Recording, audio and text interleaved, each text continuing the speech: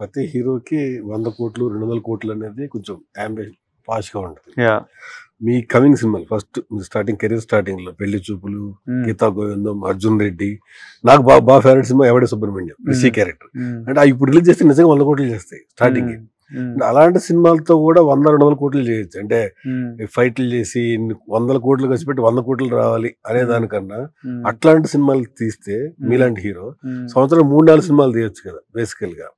అందరూ ఒక్కో హీరో ఇప్పుడు 1-2 years స్ట్రక్ అయిపోయి ఇండస్ట్రీ కూడా చాలా కష్టంగా ఉందంటారు. ఎందుకంటే హీరోస్ ఎవరు డేట్స్ లేవు. ఒక డైరెక్టర్ తీసుకున్నారంటే ఆయన ప్రతి డేట్ మీ దగ్గర వచ్చిన ప్రతి డైరెక్టర్ 150 days 180 days చేస్తామంటే ఇబ్బంది అనిపిస్తుంది కదా. ద థింగ్ ఇస్ ఎవడే పెళ్లి చూపుల టైం నుంచి యాక్చువల్లీ చాలా మారింది content. Even though that is beautiful content, మనకి చాలా వెన్యూస్ ఫర్ ఎంటర్టైన్మెంట్ వచ్చేసినాయి.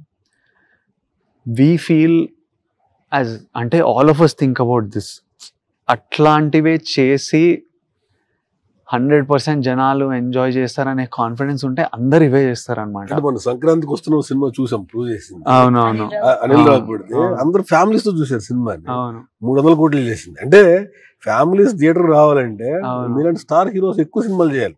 అంటే 100% అది నా కోరిక కూడా చేయాలని. కాకపోతే ఇప్పుడు సంక్రాంతి వస్తున్నాము, అది ఒక ఎక్సెప్షన్. అట్లాంటివి 3-4 నడుస్తే, ఆ లెవెల్లో నడిస్తే మనం అదొక ఓకే దిస్ ఇస్ హ్యాపెనింగ్ అని అనుకోవచ్చు. What we all want to do, what we all are battling is there is so much from Instagram to IPL to OTT where you see all sorts of thing. నిన్ను నేను థియేటర్కి తీసుకురావాలంటే నీకు ఒక experience ఇవ్వాలి. వెళ్ళి 2.5 hours అన్ని బంద్ చేసి అట్లనే కూర్చోవాలి, కూర్చోబెట్టాలి అనే ఫీలింగ్ రావాలి.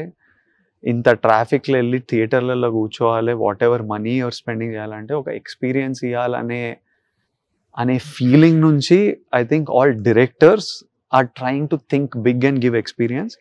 Producers are also pushing them towards experiential films. నాకేముంది, నాకు వచ్చిన స్క్రిప్ట్లో నాకు నచ్చినవి నేను చేస్తాను. నేను క్రియేటర్ని కాదు, నేను రాసి చేసేది నా చేతిలో లేదు. But this is the feeling that is there to give people an experience and keep them engaged and keep them hooked